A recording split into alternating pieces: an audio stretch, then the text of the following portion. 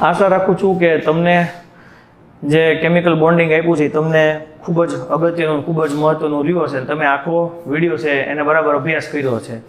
તો આજે આપણે બીજો લેક્ચર કે જેની અંદર હું તમને આખું વિદ્યુત રસાયણ શીખવવાનો છું. આની અંદર પણ આપણે એવો પ્રયત્ન કરશું કે બધી વસ્તુઓ છે એ તમારા માટે કવર થઈ જાય અને એકેય વસ્તુઓ છે એ તમારા માટે બહારની કાંઈ રહી ન જાય. બરાબર કે બહારમાંથી કંઈ પૂછાય નહીં એવો આપણે પૂર્ણપણે પ્રયત્ન કરશું. એટલે તમે જ્યારે આ વિષય શીખો ત્યારે તમને આપેલું છે એટલું જ તમે સરસ રીતે શીખેલું હશે તો પણ હું નથી માનતો કે એની કોઈ વસ્તુ બહાર પૂછાઈ શકે. એના જેવું પૂછાય પણ એની બહાર તો ન જઈ શકે. એમ આપણે વિદ્યુત રસાયણની વાત કરીએ તો વિદ્યુત રસાયણની અંદર આપણા માટે કેટલા ટોપિકો છે. તો વિદ્યુત રસાયણની અંદર આપણને ખબર છે કે સૌથી પહેલાં ડેનિયલ કોષ આવે, હાઇડ્રોજન સેલ આવે, પ્રમાણિત હાઇડ્રોજન ધ્રુવ આવે, ઇલેક્ટ્રોકેમિકલ શ્રેણી આવે, નન્નસ્ટ સમીકરણ આવે, સંતુલન અચળાંક આવે, બરાબર છે, સાંદ્રતા કોષ આવે. એ ઉપરાંત આપણી માટે બધા વિદ્યુત વિભાજન આવે. વિદ્યુત વિભાજન પૂર્ણ થઈ જાય એ પછી આપણા માટે ઓસ્વાલ્ડનો મંદનનો નિયમ આવે. પ્રબળ વિદ્યુત વિભાજન, નિર્બળ વિદ્યુત વિભાજ્ય આવે. પ્રબળ વિદ્યુત વિભાજન, નિર્બળ વિદ્યુત વિભાજ્ય આપણે પૂર્ણ કરીએ એટલે આપણા માટે ક્ષારણ આવે, બધા સેલ આવે, પ્રાથમિક કોષ, સૂકો કોષ, લેડ સંગ્રાહક કોષ, બળતણ કોષ અને ક્ષારણ આવે. તો આપણા માટે કુલ ચેપ્ટર આટલું છે. તો હવે આપણે એ ચેપ્ટરની અંદર શું શીખવાનો પ્રયત્ન કરવાનો છે એ હું તમને કહું છું. આપણે જોતા જઈએ કે મોટા ભાગે ચેપ્ટરની અંદર કઈ વસ્તુઓ છે એને કવર કરવામાં આવી છે. તો આપણે સૌથી પહેલાં જોઈએ કે ડેનિયલ સેલ છે, ડેનિયલ કોષ છે, જેને આપણે ગેલ્વેનિક કોષ પણ કહેવાય છે અને એને આપણે વિદ્યુત રાસાયણિક કોષ એવું પણ નામ આપવામાં આવે, જેને વોલ્ટેઇક કોષ પણ કહેવામાં આવે. તો તમને ખબર છે, મને ખબર છે કે આપણે સૌથી પહેલાં કોઈ એક કોષ હોય તો એ એક કોષની અંદર મોટે ભાગે આપણે ઝીંકનો સળિયો રાખેલો હોય. તો ઝીંકનો સળિયો હોય અને કોપર સલ્ફેટનું દ્રાવણ હોય તો જ્યારે ઝીંકની પ્રક્રિયા કોપર સલ્ફેટ સાથે કરવામાં આવે ત્યારે આપણને ZnSO4 અને કોણ છૂટું પડીને મળે, કોપર છૂટું પડીને મળે. એટલે વધુ સક્રિય ધાતુ ઓછી સક્રિય ધાતુને એના પરમાણુ સમૂહમાંથી દૂર કરે એટલે આપણને ઝીંક સલ્ફેટ અને કોપર મળે. બરાબર. તો આ જે ઝીંક છે અહીંયા કોપર છે એ Cu+2 છે, અહીંયા આપણા માટે Zn+2 છે અને Cu આવું મળે. આ 0 હોય, આ +2 હોય, આ +2 હોય અને આ 0 હોય. 0માંથી +2 થયું, વધારો થયો એટલે ઓક્સિડેશન થાય ને +2માંથી 0 થયું એટલે ઘટાડો થયો એટલે રિડક્શન થયું. રિડક્શન ને ઓક્સિડેશન બંને થાય એટલે આપણે એને રેડોક્સ તરીકે ઓળખવામાં આવે. હવે આ એક પાત્રની અંદર થતી રેડોક્સ પ્રક્રિયા થઈ, પણ જો મારે બે અલગ અલગ પાત્રને લઈ અને રેડોક્સ પ્રક્રિયા તમને સમજાવવી હોય તો તમને ખબર છે કે અહીંયા આપણે અર્ધકોષ લઈએ. અર્ધકોષ એ એવી વસ્તુ છે કે જેની અંદર વિદ્યુત પ્રવાહ ઉત્પન્ન ન કરી શકાય.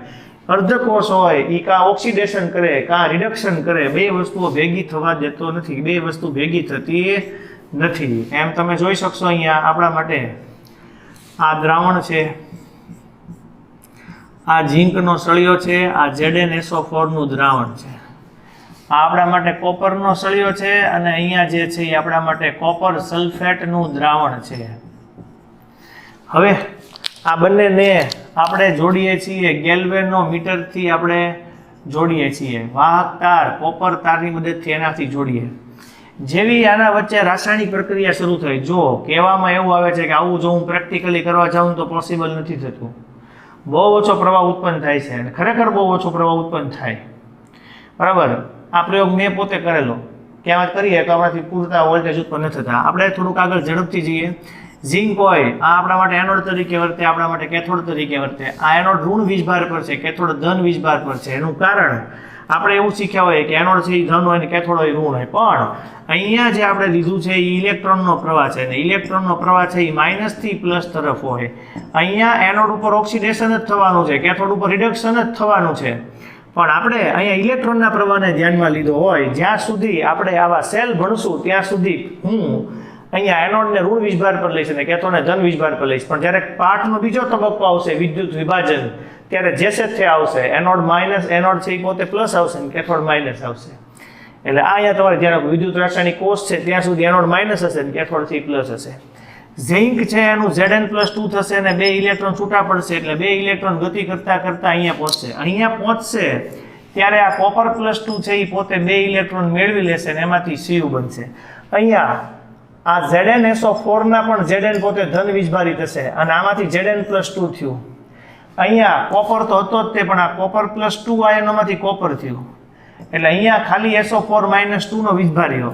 અહીંયા Zn નો તો વીજભાર છે જ તેને આરે SO4-2 છે પણ અહીંયા ધન વીજભાર વધી જાય, અહીંયા ઋણ વીજભાર વધી જાય. એક સમય એવો આવે કે અહીંયા ધન વીજભાર બહુ વધી ગયો ત્યાં ઋણ વીજભાર બહુ વધી ગયો એટલે પ્રક્રિયા આગળ ન વધે. પ્રક્રિયા આગળ નથી વધતી એને વધારવી છે એટલે આવી ઊંધા યુ આકારની નળી મૂકવામાં આવે. એ જે યુ આકારની નળી છે એ આપણા માટે ક્ષાર સેતુ છે. ક્ષાર ભરેલો હોય એવી યુ આકારની ઊંધી નળી છે. આની અંદર મોટે ભાગે KCl, NH4NO3 અને KNO3 જેવું દ્રાવણ ભરવામાં આવે. આ જે ક્ષાર સેતુ છે એ આપણા માટે વિદ્યુતીય તટસ્થતા જાળવે અને આયનોનું વહન કરે. એટલે આયનોનું વહન કરવા માટે જવાબદાર છે અને વિદ્યુતીય તટસ્થતા જાળવવા માટે જવાબદાર છે. આમાંથી પસાર થયેલા SO4-2 અહીંયા આવશે જે Zn+2 છે અને ધનભારિતમાંથી તટસ્થ કરશે. બરાબર, આ પ્રક્રિયા સતત ચાલુ રહેશે. બહારના ભાગે ઇલેક્ટ્રોનનો પ્રવાહ વહેતો રહેશે અને અંદરના ભાગે છે એ આયનોનું વહન થતું રહેશે. પ્રક્રિયા પૂર્ણ થશું ત્યારે આપણે એનોડ અને કેથોડનું વજન કરશું તો એનોડ ઉપર ઓક્સિડેશન થવાને કારણે વજન ઘટે છે અને કેથોડ ઉપર રિડક્શન થવાને કારણે એનું વજન વધે છે. આવું આપણને જોવા મળે. આ ઝિંકનો સળિયો અને ઝિંક સલ્ફેટ છે એ આપણા માટે અર્ધકોષ છે. કોપરનો સળિયો અને કોપર સલ્ફેટ આપણા માટે અર્ધકોષ છે. બંને અર્ધકોષને જોડી દેવામાં આવે તો આપણા માટે સંપૂર્ણ કોષ તૈયાર થાય છે અને એ સંપૂર્ણ કોષ તૈયાર થાય એને આપણે કહેવાય વિદ્યુત રાસાયણિક કોષ. હવે ત્યાંથી આપણે આગળ સમજીએ. આ ઝિંક હોય Zn+2 અર્ધકોષને દર્શાવવા માટેની સંજ્ઞા છે. કોપરનો સળિયો હોય ને કોપર+2 આ પણ આપણા માટે અર્ધકોષ છે, આ પણ અર્ધકોષ છે. બંને અર્ધકોષને જોડીએ આપણે તો ત્યારે વચ્ચે ક્ષાર સેતુ દર્શાવાય, વચ્ચે આમ દર્શાવાય પણ આ પ્રોપરથી નથી દર્શાવેલું કહેવાય. ઝિંક માંથી Zn+2 આયન થાય, ઝિંક પોતે 2 ઇલેક્ટ્રોન ગુમાવશે, Zn+2 થશે. એવી જ રીતે Cu+2 છે એમાંથી Cu થશે. આ બાજુના ભાગને એનોડ કહેવાય, આને આપણે કેથોડ કહેવાય. આ ઋણ ભારિત હોય, આપણા માટે ધન ભારિત હોય. અહીંયા આપણે સાંદ્રતા લખેલી હોય, અહીંયા આપણી માટે C2 સાંદ્રતા, C1 સાંદ્રતા છે. સાંદ્રતા છે હંમેશા મોલારિટીમાં છે, અહીંયા મોલારિટીમાં છે. ક્યારેક એવું પણ હોય હંમેશા એનોડ તરીકે વધારે સક્રિય ધાતુઓ આવે, કેથોડ તરીકે ઓછી સક્રિય ધાતુઓ હોય. બરાબર, ક્યારેક એવું હશે આ Zn અને Zn+2 હોય. આ બાજુ આપણી માટે હાઇડ્રોજન હશે તો આપણે નામ લખવું પડે, Pth2 અને H+ લખાય. એની પણ સાંદ્રતા હોય પણ જ્યારે હાઇડ્રોજન વાયુ સ્વરૂપે હોય, કોઈ પણ છે એ તત્વ કે પરમાણુ વાયુ રૂપે હશે ત્યારે હંમેશા આપણે આગળ પ્લેટિનમ લખશું એટલે PtH2H+ આવે. અહીંયા હંમેશા જે સાંદ્રતા હોય મોલારિટીમાં હોય. આ હાઇડ્રોજન છે એ ગેસના સ્વરૂપમાં છે. હાઇડ્રોજન જો એ ગેસના સ્વરૂપમાં હોય તો આપણા માટે શું હશે, અહીંયા વાતાવરણ એવું લખેલું હોય ને કેટલું વાતાવરણ લખેલું હોય. બરાબર, હવે આપણે આખી સક્રિયતા શ્રેણી હોય તો સક્રિયતા શ્રેણી છે એમાં આપણે આવું આવે ક, ના, કા, મગ, ઓલો, જાલો, લે, હ, કો, મર, સે, સોના માટે. આની કરતાં પણ લાંબી શ્રેણી છે પણ આપણી માટે આટલું છે એ પૂરું કરીએ તો આપણી માટે આટલું ઇનફ છે. આ 0 છે. આ બધા હાઇડ્રોજન કરતાં આગળના એટલે આ બધી હાઇડ્રોજન કરતાં વધુ સક્રિય ધાતુઓ છે અને આ બધી હાઇડ્રોજન કરતાં ઓછી સક્રિય ધાતુઓ છે. હાઇડ્રોજનથી આ બાજુના છે એ બધાના ઋણ મૂલ્ય હોય ને હાઇડ્રોજનથી આ બાજુના બધાના ધન મૂલ્ય હોય તો આપણી માટે રિડક્શન પોટેન્શિયલ છે. આ હાઇડ્રોજન 0 હોય, આ મૂલ્ય ધન હોય અને આ મૂલ્ય ઋણ હોય તો આ બધા આપણા માટે ઓક્સિડેશન પોટેન્શિયલના મૂલ્ય છે. તમને એક ઉદાહરણથી સમજાવું. ઝિંક અહીંયા છે અને કોપર અહીંયા છે.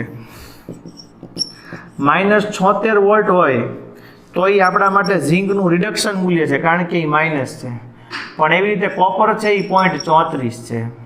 એવી જ રીતે ઓક્સિડેશનની વાત કરીએ તો આ 0.76 મૂલ્ય છે અને આ છે એ -34 હોય તો આપણા માટે એ ઓક્સિડેશનનું મૂલ્ય થાય. એટલે મારું તમને કહેવાનું એમ છે કે હંમેશા ઓક્સિડેશન અને રિડક્શન એ બધાના મૂલ્યો સરખા જ હોય, પણ ખાલી એમાં નિશાની એકબીજાથી વિરુદ્ધ હોય. હું અહીંયા આપણી માટે ગેલ્વેનિક સેલ છે એના વોલ્ટેજ ગોતવા જાઓ તો આપણી માટે સૂત્ર છે E0 સેલ. આને બોલાય પ્રમાણિત કોષ પોટેન્શિયલ. તો એ પ્રમાણિત કોષ પોટેન્શિયલ આપણા માટે રિડક્શનના આધારે ગોતીએ, રિડક્શન પોટેન્શિયલના આધારે ગોતીએ. તો રિડક્શન માટે આપણા માટે આવશે કેથોડ માઇનસ એનોડ. એટલે આપણા માટે કેથોડ માઇનસ એનોડ આવે. IUPAC એવું કીધેલું છે કે આપણે રિડક્શન પોટેન્શિયલને મહત્વ આપવું, એટલે આપણે રિડક્શન પોટેન્શિયલને મહત્વ આપીએ અને કેથોડ માઇનસ એનોડ કરીએ. બરાબર, આવું જ સૂત્ર છે એ ઓક્સિડેશન માટે પણ હોય, એ સેલ ગોતવા માટેનું. તો આપણે ત્યારે એવું લખીએ E0 oxidation, E0 oxidation, anode minus cathode. આવું કહેવાય કે કેથોડ છે કઈ બાજુ હોય, જમણી બાજુ હશે, તો આપણે આવું પણ સૂત્ર આવે RHS માઇનસ LHS. આની માટે સૂત્ર લખો હોય તો આવું પણ આવે LHS માઇનસ RHS. એટલે જમણી બાજુ માઇનસ ડાબી બાજુ અથવા તો ડાબી બાજુ માઇનસ જમણી બાજુ આવી રીતે આવે. E0 cell RHS minus LHS હોય તો આપણી માટે કોપર છે, તો કોપર છે આપણી માટે 0.34 આવે, અને આ આપણી માટે કેટલું છે -0.76 છે. એટલે માઇનસ માઇનસ પ્લસ આવે એટલે આપણા માટે ડેનિયલ કોષનો વોલ્ટેજ આવે 1.10. આની અંદર જ્યારે ઈ સેલની વેલ્યુ 1.10 હોય ત્યારે એ વચ્ચે હોય, સ્થિર હોય. ઓછું હોય તો ડાબી બાજુ જમણી બાજુ હશે, વધારે હશે તો ડાબી બાજુ જશે. એટલે આવી રીતે તમારે બુકમાં આપેલું છે. હું ઓક્સિડેશનથી ગોતું તો પણ મને વેલ્યુ એની સરખી જ મળે, કારણ કે આપણા માટે ઓક્સિડેશન એનોડ માઇનસ કેથોડ આવે, તો એનોડ ઉપર આ 0.76 છે. એટલે ઓક્સિડેશનની કિંમતો જ આવે. અહીંયા આપણે જોઈએ 0.34, એટલે આપણા માટે જવાબ આવશે 1.10 વોલ્ટ. બરાબર છે. તો આપણા માટે E0 સેલની કિંમત 1.10 વોલ્ટ આવે. એ રિડક્શન હોય તો પણ ભલે અને ઓક્સિડેશન હોય તો પણ ભલે. હવે ત્યાંથી આપણે આગળ વધીએ કે આવા તો બધા ઘણા બધા સક્રિય ધ્રુવો હોય. આપણા માટે જે ધ્રુવોની વાત કરીએ તો એમાં આપણી માટે હું સક્રિય ધ્રુવોમાં આવે કોપર આવે, નિકલ આવે, ઝીંક આવે, પ્લેટિનમ આવે, ઝીંક આવે, ઝીંક, સિલ્વર, બરાબર, કોપર, નિકલ, આ બધા ધાતુના સક્રિય ધ્રુવો કહેવાય. વાયુમાં વિદ્યુત ધ્રુવ હોય તો મોટાભાગે પ્લેટિનમ આવે. તો એની અંદર આપણે હંમેશા વધુ સક્રિય ધાતુ હોય એ એનોડ તરીકે વર્તે ને ઓછી સક્રિય ધાતુ હોય એ આપણા માટે કેથોડ તરીકે વર્તે. ધારો કે હું પ્રમાણિત હાઇડ્રોજન ધ્રુવની વાત કરું તમને, તો પ્રમાણિત હાઇડ્રોજન ધ્રુવ છે એ હંમેશા હાઇડ્રોજન પ્રમાણિત એટલે પ્લેટિનમનો બનેલો, એટલે પ્લેટિનમનો બનેલો આપણા માટે પ્રમાણિત હાઇડ્રોજન ધ્રુવ આવે.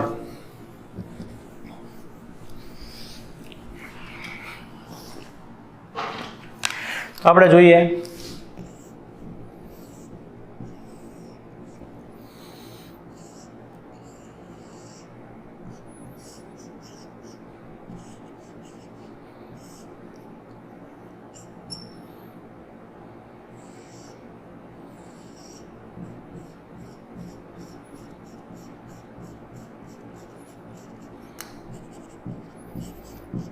આપણી માટે પ્લેટિનમ તારનો ઢોલ ચડાવેલી પટ્ટી હોય.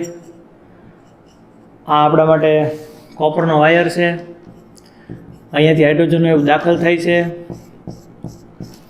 આ આપણા માટે 1 મોલર સાંદ્રતા ધરાવતું એસિડિક દ્રાવણ છે જે 298 કેલ્વિન તાપમાને 1 બાર દબાણે છે. અહીંયાથી હાઇડ્રોજન વાયુ છે આની અંદર દાખલ થાય અને હાઇડ્રોજન છે એ વાયુના પરપોટા સ્વરૂપે આપણને શું થાય, બહાર નીકળતો જોવા મળે. આ સ્ટાન્ડર્ડ હાઇડ્રોજન ઇલેક્ટ્રોડ કહેવાય. બરાબર, સ્ટાન્ડર્ડ હાઇડ્રોજન ઇલેક્ટ્રોડ કહેવાય, જેની વેલ્યુ આપણા માટે 0 વોલ્ટ હોય, ઓક્સિડેશન હોય કે રિડક્શન હોય. હવે આને અર્ધકોષ તરીકે જોડવામાં આવે. તો જ્યારે આને અર્ધકોષ તરીકે કોઈ પણ ધાતુ સાથે તમે જોડો છો ત્યારે આનું વેલ્યુ તો 0 છે. એટલે એ એનોડ તરીકે વર્તે કે કેથોડ તરીકે વર્તે એનો સંપૂર્ણ આધાર તમે એને કોની સાથે જોડો છો એના ઉપર છે. તો આપણે તો આખી સક્રિયતા શ્રેણી જોઈ. ધારો કે મેં તમને કીધું હતું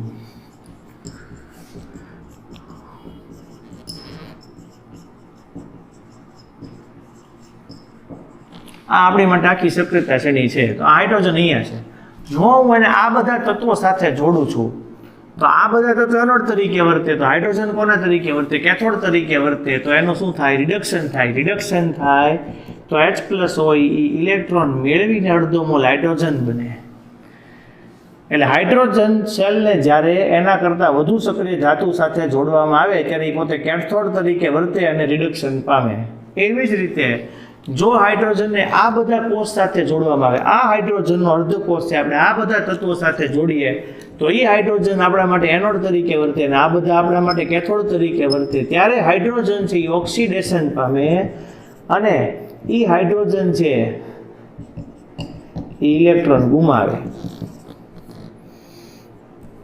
બરાબર છે? તો આવું આપણને આવડવું જોઈએ. બીજું, કોઈ પણ વખતે આપણા માટે ઈ સેલની વેલ્યુ હંમેશા ધન મળવી જોઈએ, ઋણ મળવી જોઈએ નહીં. જો ઋણ મળે છે તો જેને એનોડ ધારેલો હોય એ કેથોડ હોય, ને જેને કેથોડ ધારેલો હોય એ આપણા માટે એનોડ તરીકે વર્તે. એટલે હંમેશા ઈ સેલની વેલ્યુ ધન આવવી જોઈએ. બીજી વાત કરું તમને આપણે કે ઈ સેલ બરાબર આપણા માટે સૂત્ર આવે, બે સૂત્ર આવે ડેલ્ટા જી માટે. Delta G equal two -RT-ln-K આવું સૂત્ર આવે. Delta G equal to -NFE cell આવું સૂત્ર આવે. આ બંને સૂત્ર ડેલ્ટા જીના છે. આપણે બંને સૂત્રને જો સરખાવી દઈએ તો આપણા માટે આવી રીતે થાય. આ બંને સૂત્રને જો આપણે સરખાવીએ તો બંનેમાંથી માઇનસ સાઇનને કોમન કાઢી નાખો. હું ઈ સેલને સૂત્રનો કરતા બનાવું તો મારી માટે RT/NF ને આના છેદમાં લઈ જાઓ એટલે મારા માટે ln-K આવે. હવે જો હું અહીંયા ln નેચરલ લોગને સામાન્ય નેચરલ લોગને સામાન્ય લઘુગણકમાં ફેરવીએ તો આપણને ખબર છે 2.303 log-K આવે. તો આપણા માટે જે સૂત્ર આવે એ 2.303 RT/NF આવે. બરાબર?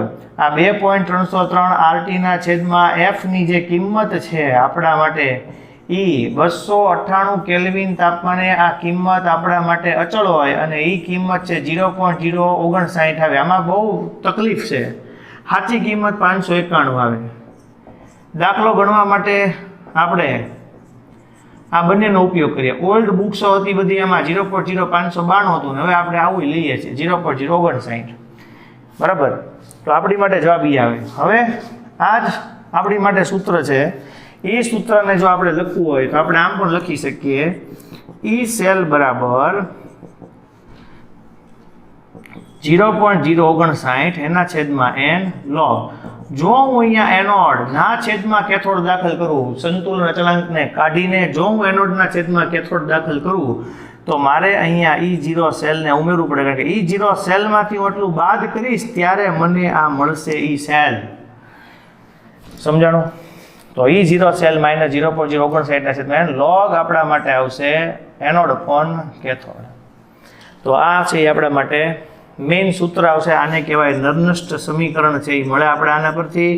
અહીંયા આપણા માટે અલગ અલગ વસ્તુઓ આવી શકે. અહીંયા આપણા માટે નિપજોના છેદમાં પ્રક્રિયકો પણ આવી શકે. જો આપણે ફક્ત કેથોડની વાત કરીએ તો નીચે રિડક્શન થાય તો આપણે 1 કેથોડ લખી શકીએ. ફક્ત એનોડની વાત કરતા હોઈએ તો ખાલી એનોડની સાંદ્રતાઓ પણ આવે, આવું પણ બને. આપણે અહીંયા pH પણ ગોતી શકીએ, અહીંયા આયનીય ગુણાકાર KW પણ ગોતી શકીએ અને અહીંયા આપણે સોલ્યુબિલિટી પ્રોડક્ટ દ્રાવ્યતા ગુણાકાર પણ ગોતી શકીએ. એટલે આના પરથી ઘણી બધી વસ્તુઓ આપણે ગોતી શકાય. કદમાપક પૃથ્થકરણ માટે KSP, KW, pH, સાંદ્રતા બધું ગોતી શકીએ. અહીંયા E0 સેલની વેલ્યુ જો 0 હોય તો આપણા માટે એ સાંદ્રતા કોષ તરીકે વર્તે અને જો એ સેલની વેલ્યુ 0 હોય તો આપણા માટે એ સંતુલન અચળાંક તરીકે વર્તે. તો એના પરથી સંતુલન અચળાંક ગોતીએ. એટલે જ્યારે હું સંતુલન અચળાંક ગોતવાનો પ્રયત્ન કરતો હોય ત્યારે હું E સેલને 0 લઉં તો આ બધું આ બાજુ આવે તો આપણી માટે સૂત્ર થાય 0.059/n અને log K થશે. સંતુલન અચળાંક હોય તો K જ આવે. જો સાંદ્રતા કોષ હોય તો આ E0 સેલને 0 લેવાનું હોય તો આપણા માટે સૂત્ર આવે E સેલ બરાબર 0.059/n log એનોડના છેદમાં કેથોડ આવે. તો આ આપણી માટે અલગ અલગ સૂત્રો છે, એની સાબિતીઓ છે. તો આપણને આટલું પહેલાં ક્લિયર થવું જોઈએ. સાંદ્રતા કોષ એટલે હું સંતુલન. હવે હું તમને ડેનિયલ કોષનો સંતુલન અચળાંક ગોતવો હોય તો આપણે કેમ ગોતી શકીએ એ શીખવાડું. સાંદ્રતા કોષ હોય તો આપણે એમાં કઈ રીતે સમજવાનું હોય. સાંદ્રતા કોષ હોય આપણા માટે તો બે ધ્રુવો એકના એક જ હોય. Cu માંથી Cu+2 થાય અને આપણા માટે પાછું Cu+2 માંથી Cu થતું હોય. પણ હંમેશા આ આપણા માટે જે એનોડ તરીકે વર્તે અને આ જે કેથોડ તરીકે વર્તે એમાં 0.25 મોલર સાંદ્રતા હોય અને આ આપણા માટે 0.75 મોલર સાંદ્રતા હોય. એનોડ કરતાં કેથોડની સાંદ્રતા વધી જાય એટલે 0.25 કરતાં આની સાંદ્રતા છે એ વધીને 0.75 થઈ જાય. એનોડ કરતાં કેથોડની સાંદ્રતા હંમેશા વધારે હોય સાંદ્રતા કોષમાં. બીજું સંતુલન અચળાંક હોય આપણા માટે તો સંતુલન અચળાંક મારે ડેનિયલ કોષનો ગોત્યો છે. તમને ખબર સંતુલન અચળાંક હોય તો આપણે ઈ સેલને 0 લીધું એટલે આપણા માટે ઈ 0 સેલ આવે. અહીંયા આપણા માટે આવશે 0.059/n લોગ કે આવશે.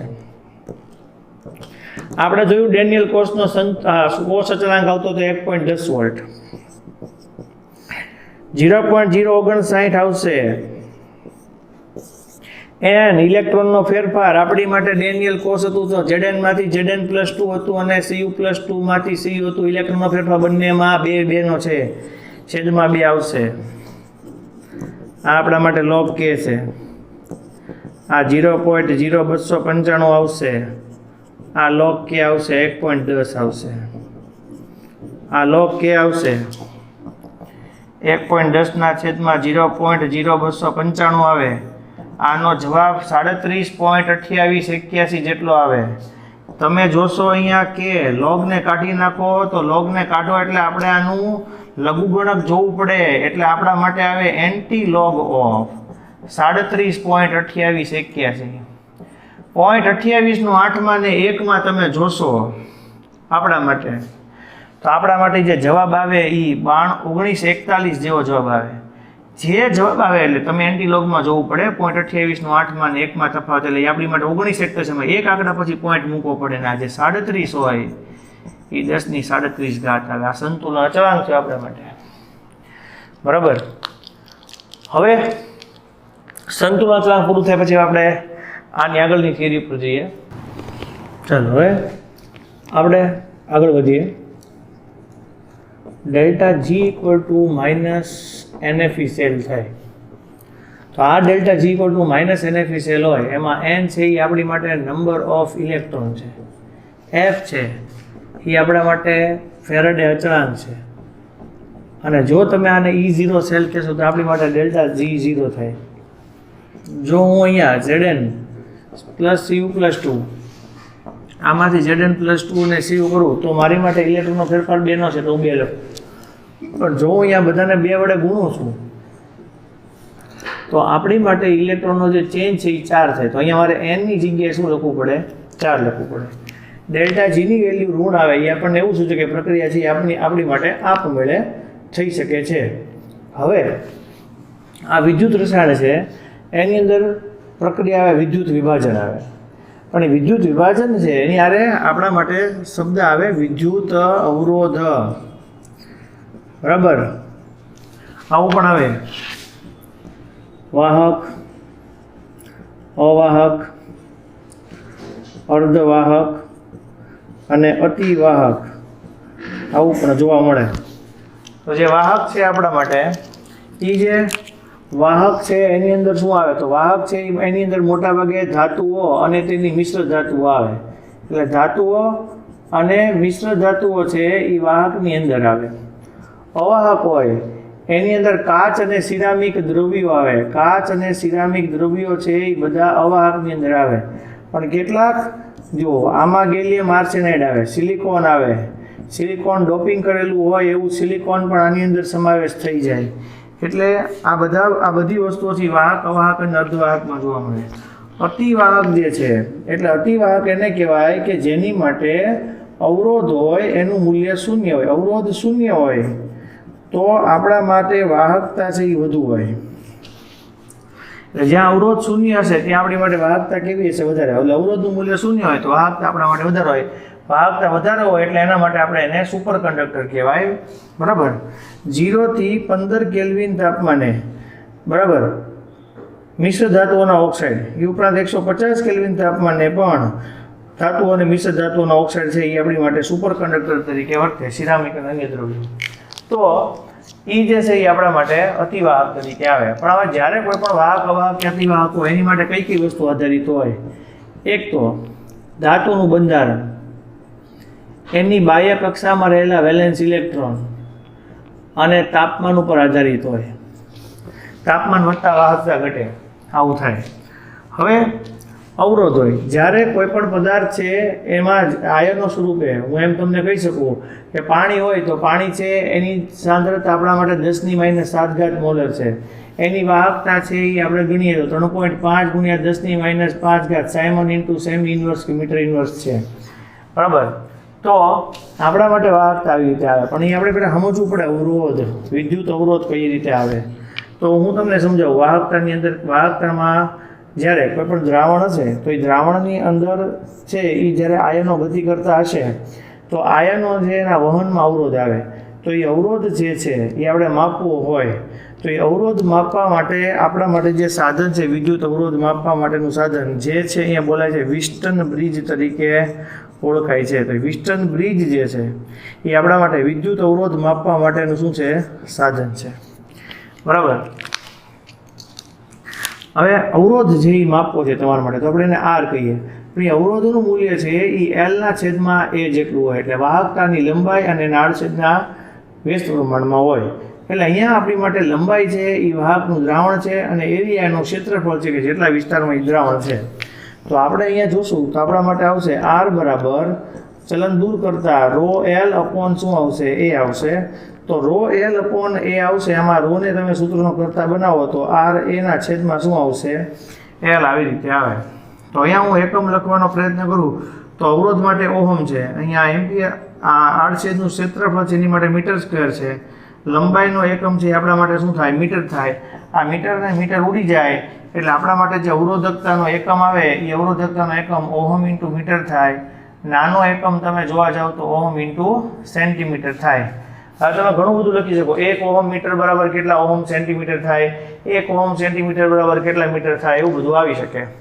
હવે થોડુંક હું તમને આગળ લઈ જાઉં તો એમાં વાહકતા આવે. તો વાહકતા છે એ તમારે શીખવું હોય તો આવી રીતે આવે. G બરાબર 1/R. અવરોધના વ્યસ્તને આપણે શું કહી શકીએ? વાહકતા કહેવાય. તો અવરોધના વ્યસ્તને વાહકતા કહેવાય તો R માટે ρL/છેદમાં અહીં આવે. તો છેદનો છેદ ક્યાં જશે? અંશમાં જશે. ρ ઇન્ટુ L. 1/ρ જે છે 1/ρ છે એ આપણા માટે શું કહેવાય? K કહેવાય. તો 1/ρ છે એ K કહેવાય ને જેને આપણે બોલાય છે કપ્પા કણો ઉપરથી બોલાય છે એને અચળાંક કહેવાય. તો આપણા માટે અહીંયા આવશે G બરાબર K ઇન્ટુ A/L આવે. હું K ને સૂત્રનો કરતા બનાવું. આ સમીકરણની અંદર જો આપણે K ને સૂત્રનો કરતા બનાવ્યો તો G ઇન્ટુ L/A આવે. G જે છે એ આપણા માટે શું છે? વાહકતા છે. G છે એ શું છે? આપણા માટે કંડક્ટન્સ, વાહકતા છે. અને આ જે છે એ L/A. સો એ L અને A, L/છેદમાં L એટલે લંબાઈ ને A એટલે ક્ષેત્રફળ. પણ એ કોઈ પણ જાણીતી દ્રાવણની સાંદ્રતા હોય જેવી કે KCl જેવું દ્રાવણ હોય, પ્રબળ વિદ્યુત વિભાજ્ય NaCl જેવું દ્રાવણ હોય, KCl જેવું દ્રાવણ હોય તો એ માપનથી મળેલું હોય. કારણ કે તમારી બુકની અંદર પણ એવું દોરેલું છે કે આપણી માટે આવી રીતનું હોય. અહીંયા આપણા માટે બંને બાજુ પ્લેટિનમના ઇલેક્ટ્રોડ ગોઠવેલા હોય. એવી રીતે બીજું સાધન હોય એની અંદર રીતે નીચે શું કરેલું હોય? પ્લેટિનમના ઇલેક્ટ્રોડ ગોઠવેલા હોય, દ્રાવણ ભરેલું હોય. તો એ પરથી આપણે L/A નું મૂલ્ય મેળવી શકીએ ને એને G ગુણી નાખીએ એટલે આપણને શું મળે? K. વિશિષ્ટ વાહકતા મળે. K છે એ વિશિષ્ટ વાહકતા છે ને G છે એ મળેલી વાહકતા છે. મળેલી વાહકતાને L/A ગુણો એટલે આપણને વિશિષ્ટ વાહકતા મળે. તો પેલા આટલું આવડવું જોઈએ આપણને. આ જે વાહકતા મળે આયનીય વાહકતા, દ્રાવણમાં આયનો હોય એના કારણે મળતી વાહકતા હોય એને આયનીય વાહકતા કહેવાય. દ્રાવણમાં આયનોનું વહન થતું હોય એને કારણે મળતી વાહકતા અને આયનીય વાહકતા કહેવાય. માટે આપણે સાયમનનું મૂલ્ય પાણી માટે લીધેલું. તો હવે કઈ વસ્તુ પર આધારિત હોય? વિદ્યુત ધ્રુવોની પ્રકૃતિ, વિદ્યુત વિભાજ્ય દ્રાવણની સાંદ્રતા, તાપમાન, ઉત્પન્ન થયેલા આયનોનું કદ અને તેનું જલીયકરણ બરાબર, દ્રાવણની સ્નિગ્ધતા, આ બધી વસ્તુ પર આધારિત હોય. આ બધી વસ્તુઓ છે એ તમને યાદ હોવી જોઈએ. તમને યાદ જ હું કરાવી રહ્યો છું તો તમને યાદ આવી જ જાય. હવે ત્યાંથી આપણે આગળ જઈએ. હવે જે આવી રહ્યું છે એમાં વિદ્યુત વિભાજનનો ભાગ આવી ગયો છે. આપણે વિદ્યુત વિભાજન છે એના ભાગ ઉપર છે એ જઈએ. મૂળ છે તમને ચોપડીની અંદર આ જે ચેપ્ટર આપ્યું છે એના બધા તમને થિયરી કન્સેપ્ટ સમજાવો, એના બધાના એકમો સમજાવવા, મોટાભાગે દાખલા કઈ રીતે પૂછાય છે, એની ટેકનિક કઈ રીતની છે, કઈ રીતના દાખલા પૂછાય છે એ સમજાવવું, એ આપણે માટે અગત્યનું છે. જોઈએ આપણે આગળ વિદ્યુત રસાયણમાં. હવે આપણે વિદ્યુત વિભાજન તરફ જઈએ.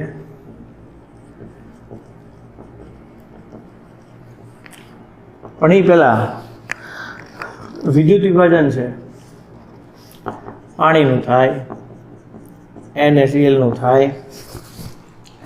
આપણે સમજવાનો નિયમ છે પ્રબળ વિદ્યુત વિભાજનની વાહકતા, નિર્બળ વિદ્યુત વિભાજનની વાહકતા, કોલ-રોસનો નિયમ, બરાબર, એ આપણે સમજવાનું છે. પછી બધા કોષ સમજવાના છે. આપણે જે વિદ્યુત વિભાજન હોય તો પાણીનું વિદ્યુત વિભાજન થાય તો આપણને હાઇડ્રોજન અને ઓક્સિજન મળે, હા કે ના? હાઇડ્રોજન પ્લસ હોય એટલે આપણને માઇનસ એટલે કેથોડ ઉપર મળે, ઓક્સિજન માઇનસ હોય એટલે ધન હોય એટલે એનોડ ઉપર મળે. NaCl હોય તો આપણને Na પ્લસ આમાંથી હાફ Cl2 મળે, બરાબર. સોડિયમ પ્લસ છે એટલે આપણને માઇનસ એટલે કેથોડ ઉપર મળે, અને Cl છે એ પોતે માઇનસ છે એટલે આપણને પ્લસ એટલે એનોડ ઉપર મળે. આવું આપણને આવડવું જોઈએ. હવે જ્યારે કોઈ પણ વિદ્યુત વિભાજ્ય દ્રાવણ હોય એમાંથી જ્યારે આયનો પસાર થતા હોય ત્યારે એના માટે ફેરાડેના બે નિયમ પ્રચલિત છે. ફેરાડેનો પહેલો નિયમ જે પ્રચલિત છે એ છે કે કેથોડ પર જમા થતો ધાતુનો જથ્થો છે એ તેમાંથી પસાર થતા વિદ્યુત ભારના સમપ્રમાણમાં હોય. ફેરાડેનો બીજો નિયમ એ છે કે કેથોડ પર જમા થતો ધાતુનો જથ્થો છે એ એના ઇક્વિવેલન્ટ વેઇટના સમપ્રમાણમાં હોય. ઇક્વિવેલન્ટ વેઇટ એને આવું પણ બોલાય છે વિદ્યુત રાસાયણિક તુલ્યાંક. આવું બોલવામાં આવે. વિદ્યુત રાસાયણિક તુલ્યાંક એટલે આવું થાય અણુભાર ના છેદમાં સંયોજકતાનો ગુણોત્તર. આના પરથી દાખલા પણ પૂછાય છે.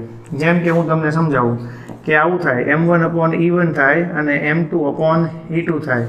એટલે હું એમ કહું કે નહીં કેલ્શિયમ છે તો કેલ્શિયમનો વીજભાર 2 થાય, પણ કેલ્શિયમ છે એ 40 પણ એનો વીજભાર 2 એટલે આપણને જે 20 મળે એ આપણા માટે વિદ્યુત રાસાયણિક તુલ્યાંક થાય. એવી રીતે હું એલ્યુમિનિયમની વાત કરું.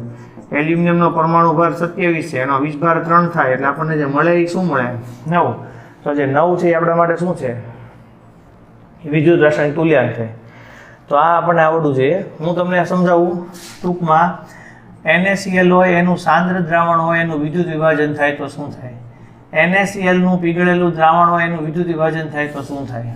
એ ઉપરાંત સાંદ્ર NaCl, પીગળેલું NaCl અને મંદ NaCl હોય તો શું થાય? મંદ દ્રાવણ છે એ NaCl નું હોઈ શકે, Na2SO4 નું હોઈ શકે.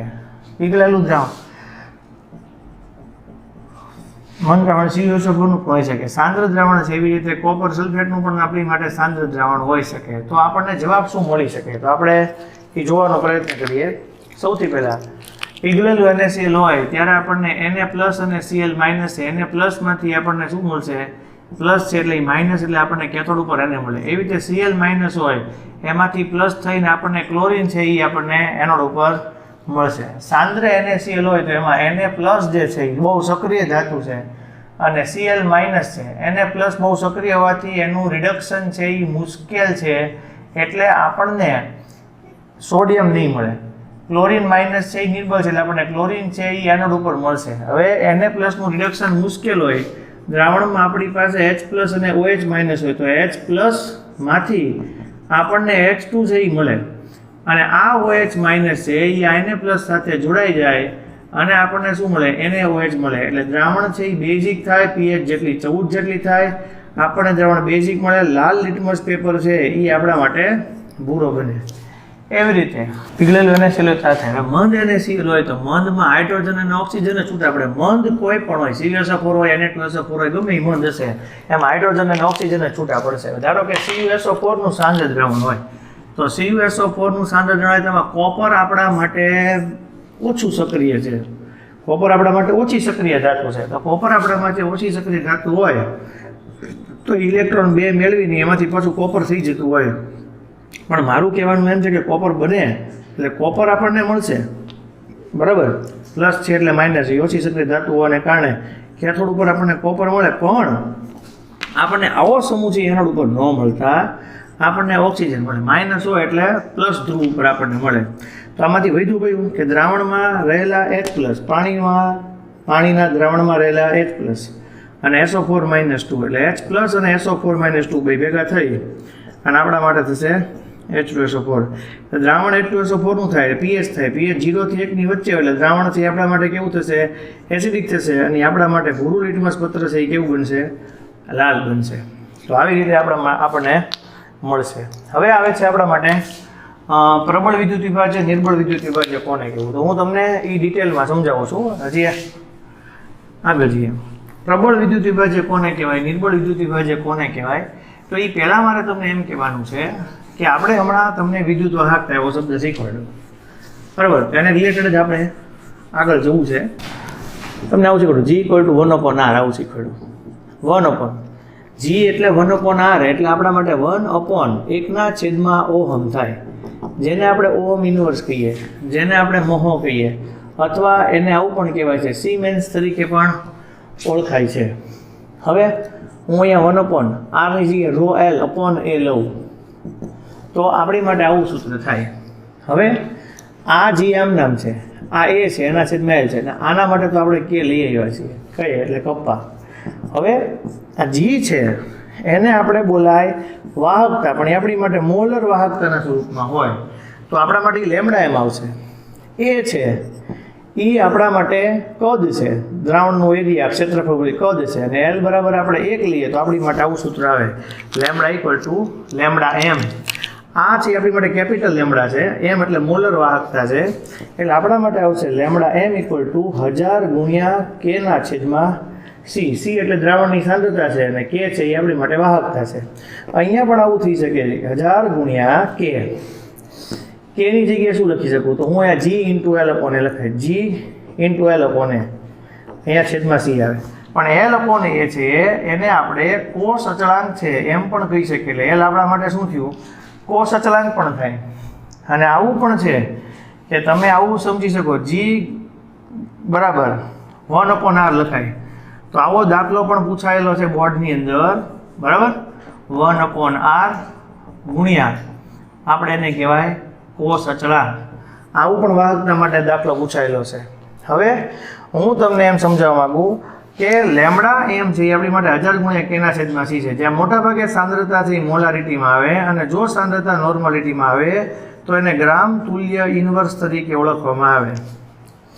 પ્રબળ વિદ્યુત વિભાજ્ય કોને કહેવાય ને નિર્બળ કોને કહેવાય? પ્રબળ વિદ્યુત વિભાજ્ય હોય એ મોટાભાગે NaCl છે, KCl છે, આયનીય બંધ ધરાવતા પદાર્થો હોય. નિર્બળ વિદ્યુત વિભાજ્ય છે એ એસિટિક એસિડ જેવા પદાર્થો છે, NH4OH જેવા પદાર્થો છે, એ બધા નિર્બળ વિદ્યુત વિભાજ્ય છે. જે પદાર્થને પાણીમાં ઓગાળતા વધુ આયનો ઉત્પન્ન કરે, વધુ વાહકતા દર્શાવે પ્રબળ હોય. જે પદાર્થને પાણીમાં ઓગાળતા ઓછા આયનો ઉત્પન્ન કરે, ઓછી વાહકતા દર્શાવે, એ બધા નિર્બળ વિદ્યુત વિભાજ્ય હોય. હવે આપણી માટે આવો આલેખ, હવે આ જે આલેખ છે એ આપણા માટે આવું સૂત્ર છે, λm બરાબર λ0m AC², આ y બરાબર mx + c. તો જો y વિરુદ્ધ x નો આલેખ દોરવામાં આવે તો આપણા માટે λm વિરુદ્ધ √c સાંદ્રતાનો આલેખ દોરવામાં આવે, અને એના પરથી આ જે આલેખ હોય એ આપણી માટે આવો આવશે. આ આલેખ છે ને એ સીધી રેખામાં આવે, ઉતરતા ક્રમમાં આવે, પણ એ પ્રબળ વિદ્યુત વિભાજ્ય જેવા પદાર્થો માટે, KCl જેવા પદાર્થો માટે હોય. પણ જો આલેખ એ આપણા માટે આવી રીતનું આવે તો વળાંકવાળો વક્ર આલેખ આવે તો એ આપણા માટે CH3COOH એસિટિક એસિડ જેવા પદાર્થો માટે હોય. તો આ જે λ0m છે એને આપણે બોલાય છે આંતરછેદ, આવું બોલાય છે. જે પદાર્થો પ્રબળ વિદ્યુત વિભાજ્ય હોય એની માટે ઉગમ બિંદુથી શરૂ કરીને અહીંયા સુધીનો જે આલેખ હોય એ આપણને મળે તો એને આપણે કહેવાય છે λ0m. તો એ λ0m જે છે આપણી માટે પ્રમાણિત મોલર વાહકતા થાય. હવે નિર્બળ વિદ્યુત વિભાજ્ય હોય તો એની માટે વક્ર મળે, પણ એ નથી આલેખ x અક્ષને છેદતો કે નથી આલેખ y અક્ષને છેદતો, એટલે આપણને એના મૂલ્યો મેળવવામાં તકલીફ પડે, એના મૂલ્યો સહેલાઈથી મળતા નથી. વિયોજન અંશ હોય એને આપણે આલ્ફા કહેવાય, અને એમાં લેમડા એમના છેદમાં લેમડા 0 એમ આવું આપણને મૂલ્ય મળે. તો લેમડા એમના છેદમાં લેમડા 0 એમ છે એ આપણને મૂલ્ય છે, એના પરથી આપણને શું મળે? આલ્ફા મળે. અને આલ્ફા પરથી આપણે આગળનું સૂત્ર છે બીજું પણ સૂત્ર તારવી શકીએ એવું તમને શીખવાડો. પણ આ જે આલેખ છે એ આપણા માટે શું થયો? લેમડા એમ બરાબર lambda 0 M minus a c²². આ a છે એ આપણા માટે ઢાળ છે, અને અહીંયા તમે કોઈ પણ બે બિંદુઓને લેશો એટલે બે બિંદુઓના મૂલ્ય પરથી ઢાળ બરાબર y/x લ્યો એટલે આપણે ઢાળનું મૂલ્ય મળશે -a જેટલું મૂલ્ય મળે. બરાબર. હવે હું તમને આગળ સમજાવું અહીંથી. તો આપણે મૂલ્ય લાવવું હોય તો આપણને કઈ રીતે મળશે એ જોઈએ. આપણે મારે કોઈ પણ એસિડ માટે આવી રીતે વાહકતાનું મૂલ્ય જોતું હોય તો હું કઈ રીતે લઈશ તો હું તમને શીખવાડું. તો આપણે આવું આવે Ka બરાબર α² c ના છેદમાં 1 માઇનસ આલ્ફા આવે, લેમડા એમ ના છેદમાં લેમડા 0 એમ નો સ્ક્વેર આવે, કારણ કે આલ્ફા એટલે એવું થાય, ઇન્ટુ c આવશે 1 minus lambda M upon lambda 0 M થશે, lambda M square into c અંશનો છેદમાં આવશે લેમડા 0 એમ નો સ્ક્વેર થશે. અહીંયા આવશે આપણા માટે લેમડા 0 એમ, લેમડા 0 એમ માઇનસ લેમડા એમ થશે. હવે તમે જોઈ શકો આ એક કટ થઈ જશે તો આપણા માટે આવું છે ઇક્વેશન પણ આવે, અને લેમડા 0 એમ લેમડા 0 એમ માઇનસ લેમડા એમ થાય. તો આના પરથી આપણને k ની વેલ્યુ મળે. દાખલા પૂછાઈ ગયેલા છે આવી રીતના છોકરાઓ, તો દાખલામાં પણ આવી રીતે હોય. તમારે k ની કિંમત જોતી હોય, k ની વેલ્યુ જોતી હોય તો આપણા માટે શું આવે? α² c અપોન 1 માઇનસ આલ્ફા આવે. કોન્સન્ટ્રેશન તમને આપી દીધું હોય તો આલ્ફા ચેક કરવું હોય તો લેમડા એમ અપોન લેમડા 0 એમ આપે. લેમડા 0 એમ આપી દીધું હોય તો આપણે લેમડા એમ ફાઇન્ડ કરવાનું હોય. સો લેમડા એમ ગોતવાનું હોય તો 1000 ગુણ્યા k ના છેદમાં c પરથી લેમડા એમ ગોતો, એ લેમડા એમ અપોન લેમડા 0 એમ છે એમાંથી આલ્ફા ગોતો, આલ્ફા નહીં મૂકો તમને k ની વેલ્યુ મળે. તો આવી રીતના સમ છે પૂછાયેલા હોય, આવી રીતના દાખલાઓ બધા પૂછાયેલા હોય એવું બને. હવે નેક્સ્ટ આપણે અહીંથી આગળ જઈએ. હવે આ પ્રબળ વિદ્યુત વિભાજ્ય હોય તો પ્રબળ વિદ્યુત વિભાજ્યમાં તો પાછું કેવું હોય તમને સમજાવું કે આપણે એવું હોય કે નહીં CaCl2 હોય, KCl હોય, MgCl2 હોય તો એ બધાના આયનોનો ચાર્જ લેવો પડે. અહીંયા Ca+2 હોય, Cl- હોય તો આપણી માટે 2:1 આવે. આ છે એ +1 અને -1 તો 1:1 આવે. આ +2 અને -1 તો આપણી માટે 2:1 આવે. તો એ રીતે આયનો ઉપરથી ચાર્જ લેવાનો હોય. હવે જો નિર્બળ વિદ્યુત વિભાજ્ય હોય તો નિર્બળ વિદ્યુત વિભાજ્ય જેવું એસિટિક એસિડ હોય તો એવા એસિટિક એસિડ જેવા પદાર્થને જો તમે પાણીમાં ઓગાળો તો એસિટિક એસિડ જેવા પદાર્થને પાણીમાં ઓગાળવામાં આવે તો મંદન સાથે વાહકતાના મૂલ્યમાં શું થાય? વધારો થાય. એટલે જેમ મંદ થાય એમ વાહકતાનું મૂલ્ય શું થાય? વધે. એટલે મંદન સાથે વાહકતાના મૂલ્યમાં વધારો જોવા મળે. આગળ પછી કોહલરોસ નામનો વૈજ્ઞાનિક આવ્યો હતો. તો આપણે પહેલા જોઈએ ઓસ્વાલ્ડ નામના વૈજ્ઞાનિકે મંદન માટેનો નિયમ આપ્યો. જેમ કોઈ પણ પદાર્થને એમાં તે નિર્બળ વિદ્યુત વિભાજ્ય પદાર્થમાં પાણી નાખવામાં આવે મંદન સાથે વાહકતાના મૂલ્યમાં ફેરફાર થાય. પણ મેં તમને કીધું પ્રમાણે આલેખ જ્યારે દોરવામાં આવતો હતો ત્યારે લેમડા એમ વિરુદ્ધ આપણી માટે લેમડા એમ વિરુદ્ધ વર્ગમૂળમાં c નો આલેખ હતો. તો લેમડા એમ વર્સિસ વર્ગમૂળમાં c નો આલેખ હતો. એટલે એ આલેખ છે એ આપણા માટે આવી રીતે આવતો હતો. આ આલેખ આ રીતે આવતો હતો. આ KCl છે, આ આપણા માટે એસિટિક એસિડ છે. તો આ આલેખ જ્યારે આવી રીતે આવે ત્યારે મેં તમને કીધું કે એસિટિક એસિડ માટે આપણને આંતરછેદના મૂલ્યો, આંતરછેદ એટલે ઉગમ બિંદુથી કોઈ બાજુ x અક્ષ કે y અક્ષ પર અડવું. એટલે આવી રીતે આપણી માટે આંતરછેદના મૂલ્યો મળતા નથી. તો આંતરછેદના મૂલ્યો નથી મળતા એટલે કોહલરોસ નામના વૈજ્ઞાનિકે પોતે સ્વતંત્ર અભિગમનો સિદ્ધાંત મેળવો અને પ્રબળ વિદ્યુત વિભાજ્યોના સરવાળા અને બાદબાકીથી પ્રબળ વિદ્યુત વિભાજ્યોના સરવાળા અને બાદબાકીથી આપણે આ પ્રબળ વિદ્યુત વિભાજ્યોના સરવાળા અને બાદબાકીથી આપણને મૂલ્યો મેળવવામાં આવ્યા. કોના મૂલ્ય મેળવવામાં આવ્યા? નિર્બળ પદાર્થોના. તો જેમ હું ઉદાહરણ આપું તમને, તો આપણે ધારો કે એમ કહેવાય કે લેમડા એમની વેલ્યુ જોતી હતી તો KNA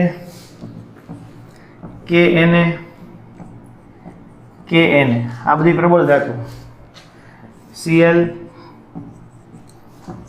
Br અને I આ બધા મૂલ્યોમાં લખીએ લેમડા, બેની બાદબાકી કરો લેમડા, બાદબાકી કરો બધા મોલર વાહકતાના મૂલ્યો છે, બધાની બાદબાકી કર્યો આપણે તો બધાની બાદબાકી કરીએ તો આપણને જે મોલર વાહકતાનું મૂલ્ય મળે 23.4 મોહ સેમી સ્ક્વેર મોલ ઇન્વર્સ આવી વેલ્યુ મળે. તો આ જે વેલ્યુ મળે આપણને એ વધારે મળી. હવે આ જ વસ્તુના મૂલ્ય મારે જોતા હોય તો લેમડા હું લઉં છું એ બધા માટે, બરાબર. તો એની માટે હું શું કરું, અહીંયા BrCl અહીંયા લઉં છું BrCl, અહીંયા હું બાદબાકી કરું પણ અહીંયા હું ધાતુ છે એ કેવી રાખું, કોમન રાખું K, અને અહીંયા રાખીએ આપણે એને, તો ધાતુ છે એને આપણે કોમન રાખીએ. અહીંયા ધાતુ બદલે તો મૂલ્ય વધારે મોટું હતું તો અહીંયા મૂલ્ય ઓછું મળે 1.8 મો સેમી સ્ક્વેર મોલ ઇન્વર્સ. એટલે નિયમ આપ્યો પોલરોસ નામના વૈજ્ઞાનિકે કે જ્યારે કોઈ પણ પ્રબળ વિદ્યુત વિભાજ્ય હોય એમાં મૂલ્યનો ફેરફાર આવે આપણા માટે, બરાબર. ધારો કે હું કહું કે નહીં મારે મૂલ્ય જોઈએ છે CH3COOH એસિડિક એસિડ માટે આ મૂલ્ય જોતું હોય તો એ જે મૂલ્ય છે એનો ફેરફાર કોઈ પણ દ્રાવણમાં અનંત મંદને વાહકતા, અનંત મંદન એટલે ખૂબ જ મંદનતર નહીં કોઈ ત્યારે વાહકતા અને સીમિત મોલર વાહકતા. તો કોઈ પણ પદાર્થ માટે તે સીમિત મોલર વાહકતા છે, સીમિત મોલર વાહકતા છે CH3COO- અને અહીંયા H+ આવે. તો કોઈ પણ પદાર્થની સીમિત મોલર વાહકતાનું મૂલ્ય એ પદાર્થના ધન અને ઋણ આયનોની સીમિત મોલર વાહકતાના સરવાળા જેટલું થાય. હવે તમે આવું પણ કહી શકો ધન આયન તો B+ આવે, ઋણ આયન તો શું આવે અહીંયા D- આવે, પણ આ પ્લસ છે એટલે પ્લસ આવશે અને માઈનસ એટલે માઈનસ આવે. એના તત્વયોગ મિતિ પ્રમાણે હોય, પણ આ પ્રમાણે હોય તત્વયોગ મિતિ પ્રમાણે આપણને આ મૂલ્ય છે એ જોવા મળે. તો આવી રીતે છે આપણે પોલરોસની આવે. હવે હું તમને શીખવાડું છું આ કોષ શીખવાડું. આપણે કોષ હોય એ કોષ બે પ્રકારના આવે, પ્રાથમિક કોષ આવે અને દ્વિતીય કોષ આવે. તો પ્રાથમિક કોષ છે આપણા માટે શું છે અને દ્વિતીય કોષ છે આપણા માટે શું છે આપણે એ જોતા જઈએ. પ્રાથમિક કોષ જે કોષ છે એનો એકવાર ઉપયોગ થઈ ગયા પછી ફરીવાર આપણે ઉપયોગ ન કરીએ કે એને પ્રાથમિક કોષ કહેવાય. દ્વિતીય કોષ એટલે એકવાર જેનો ઉપયોગ થઈ ગયા પછી આપણે એને રિચાર્જ કરીને પાછો આપણે એનો ઉપયોગ કરીએ કે આપણે એને દ્વિતીય કોષ કહેવાય. પ્રાથમિક કોષની અંદર આપણી માટે આવશે સૂકો કોષ આવશે, બરાબર, બટન સેલ આવશે. એટલે એવા બધા સેલ છે એ આપણે પ્રાથમિક સેલ છે, બરાબર. હવે સૂકો કોષ હોય, કોઈ પણ કોષને યાદ રાખવા માટે શું યાદ રાખવાનું કે કોઈ પણ કોષ હોય એને યાદ રાખવા માટે એના વોલ્ટેજ, એની એનોડ અને કેથોડ ઉપરની પ્રક્રિયા, એની અંદર આવતી વિશિષ્ટતા, આ બધું આપણે યાદ રાખવું જોઈએ. સૂકો કોષ છે. પછી આપણે યાદ રાખવાનું છે બટન સેલ છે, લેડ સંગ્રાહક કોષ છે, બળતણ કોષ છે, અને છેલ્લે આપણા માટે આવશે ક્ષારણ, બરાબર. સૂકો કોષ હોય આપણા માટે, સૂકો કોષ એ ખરેખર સૂકો નથી એવું કારણે પૂછાય. તો જ્યારે થિયરી ભણતા હોય ત્યારે એવું કારણ આવ્યું હોય કે સૂકો કોષ એ ખરેખર સૂકો નથી, તો એમાં શું આવે તો આપણે જોઈએ આ આપણી માટે કાર્બનનો સળિયો છે, આ ધાતુનું ઢાંકણું છે, આ જે છે આપણા માટે કાર્બનનો સળિયો છે. બાકીના ભાગમાં શું આવશે ગ્રેફાઇટ અને મેંગેનીઝ ડાયોક્સાઇડનો સેલ આવશે, બરાબર. અને અહીંયા બહાર આવશે એ ઝીંકનું પાત્ર આવશે, આ Znનું પાત્ર થાય. એની અંદર આપણે જોઈએ તો આપણી માટે આવશે ઝિંક ક્લોરાઇડ અને નવસારની લુગદી, એટલે ZnCl2 નવસારની લુગદી આવશે. અંદરનો ભાગ હશે આપણા માટે ગ્રેફાઇટ પ્લસ મેંગેનીઝ ડાયોક્સાઇડ આવશે. આ છે આપણા માટે આવશે ધાતુનું ઢાંકણ એવું આવશે, બરાબર. અને આ છે કાર્બનનો સળિયો આવશે. હવે જ્યારે રાસાયણિક પ્રક્રિયા થાય ત્યારે આની અંદર કોઈ પણ વસ્તુ વાપરીએ છીએ, બધી મોટા ભાગે ઘન વાપરીએ છીએ, પણ ગ્રેફાઇટ અને આ ZnCl2 ને નવસાર હોય એ આપણા માટે ભેજયુક્ત હોય એટલે આપણે કોષને ખરેખર સૂકો ન કહેવાય, કારણ કે સૂકો હોય તો વિદ્યુત પ્રવાહનું વહન થઈ શકે નહીં. આપણે આ કોષ છે એના વોલ્ટેજ છે 1.5 વોલ્ટ છે. મારે પ્રક્રિયા શીખવી છે એનોડ અને કેથોડ ઉપરની, તો શું થાય Zn હોય એમાંથી Zn+2 થાય અને એ પોતે 2 ઇલેક્ટ્રોન ગુમાવે. સેમ એ રીતે આપણા માટે MnO2 છે એ જ્યારે ઇલેક્ટ્રોન છે એ મેળવશે ત્યારે આપણને સૌથી પહેલાં આવું મળે છે MnO અને OH. આવો પદાર્થ મળે છે ને, પાણી એવું હોય તો છૂટું પડે, પણ આમાં એવું કાંઈ હોતું નથી, સીધું આ છૂટું પડી જાય. 4H+ અને 4 એટલે આ ટોટલ 0 થઈ ગયા, બરાબર. એટલે MnO અને OH હોય તો આપણા માટે પાણી છૂટું પડે તો H2O છૂટું પડવું જોઈએ એને જેવું થાય, પણ એ પ્રક્રિયા છે એના માટે 4H પ્લસ થઈ જાય એટલે MnO2 આવી રીતે છૂટું પડે એવું થાય, બરાબર. 2MnO2 હોય તો MnOOH આવું છૂટું પડે. ખરેખર પ્રક્રિયા છે એ જૂની બુકમાં આવી આવતી હતી. Mn2O3 થાય, Mn2O3 થાય પ્લસ H2O છૂટું પડે, આવી રીતે આવે તો એ બેલેન્સ થઈ શકે. તો આપણે તમે આને બે વડે ગુણી શકો તો 2 દુ 4 થાય, 3 ને 1 4 થાય, આવી રીતે પ્રક્રિયા આવે. હવે અત્યારે નવી બુકમાં આવી જાય પ્રક્રિયા ત્યાં કાંઈ બેલેન્સ જ નથી શકે, બરાબર. પણ ખરેખર આવું હોય. હવે કેવું હોય કે આ કોષ છે એને ફરીવાર રિચાર્જ નથી કરી શકાતો કારણ કે આની સંયોજકતા 4 છે, આની સંયોજકતા છે અહીંયા 3 આવે, બરાબર. અહીંયા મેંગેનીઝની સંયોજકતા 3 આવે, 4 માંથી 3 થઈ શકે પણ પાછું તમે 3 માંથી 4 કરી શકો નહીં એટલે એને રિચાર્જ ન કરી શકો.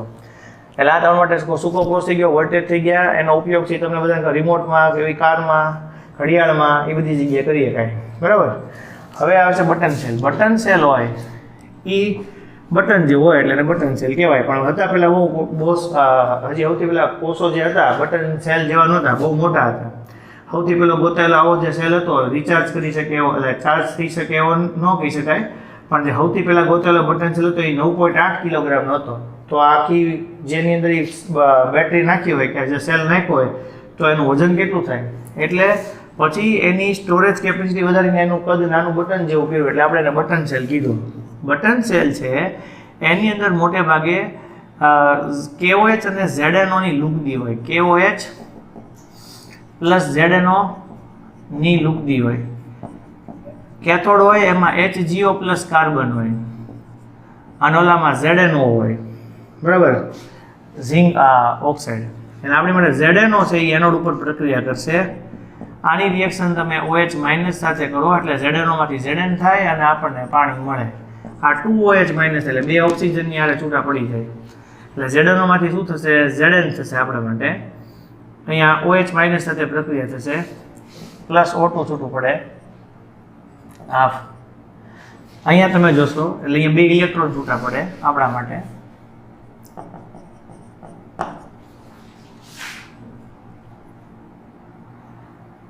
અહીંયા Zn માંથી ZNO માંથી Zn બનશે. જો ઇલેક્ટ્રોન ગુમાવે તો અહીંયા કેથોડ છે એની અંદર આપણી માટે આવશે HGO એટલે Zn માંથી ZNO થશે અહીંયા, તો અહીંયા 2OH માઇનસ આવશે આવી રીતે. અને પોતે 2 ઇલેક્ટ્રોન ગુમાવશે. ઓકે, સેમ જે અહીંયા ઝિંક હશે, બરાબર, એનોડ તરીકે zinc plus mercury. Okay, anode છે એના માટે ઝિંક અને મર્ક્યુરી હોય અને અહીંયા કેથોડ હોય તેની માટે HGO પ્લસ કાર્બન હોય. HGO હોય એમાંથી આપણા માટે Hg થશે, બરાબર.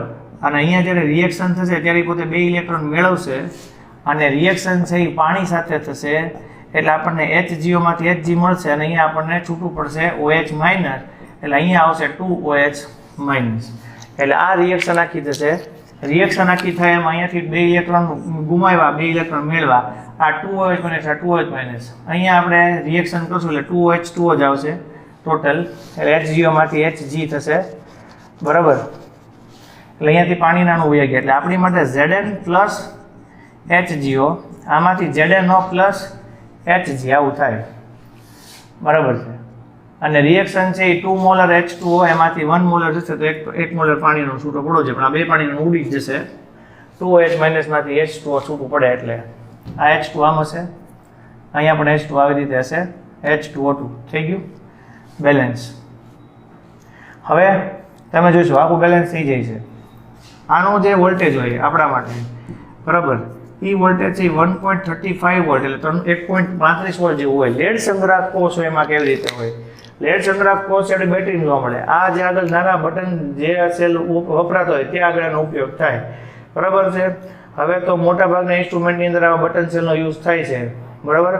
ઘણા બધામાં પ્રોજેક્ટરથી માંડીને બધા કારની ચાવીથી માંડીને ગ્લુકોમીટરથી માંડીને જ્યાં જ્યાં આગળ ઓછી જગ્યામાં વધારે સ્ટોર થઈ શકતું હોય બધી જગ્યામાં બટન સેલનો ઉપયોગ કરવામાં આવે છે.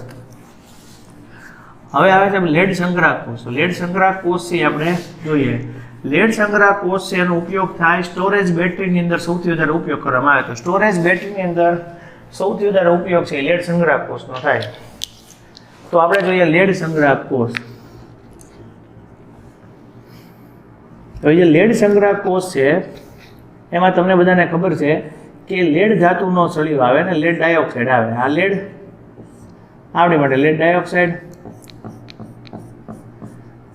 સલ્ફ્યુરિક એસિડ 38% સાંદ્રતા ધરાવતું W/W સાંદ્રતા ધરાવતું સલ્ફ્યુરિક એસિડ હોય.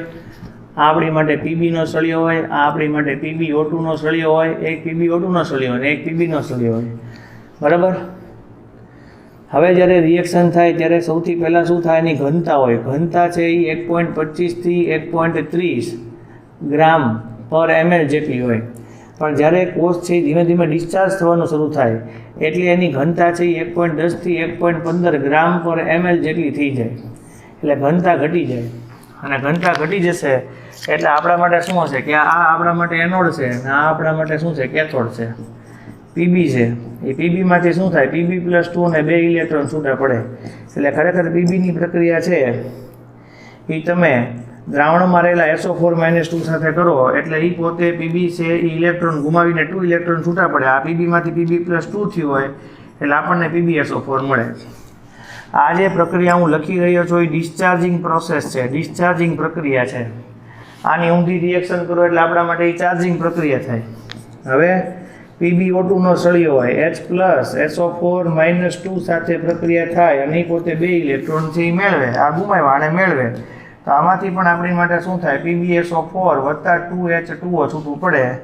આ 4H+ આવે એટલે આપણને 2 મોલ પાણીના છૂટા પડીને જોવા મળે.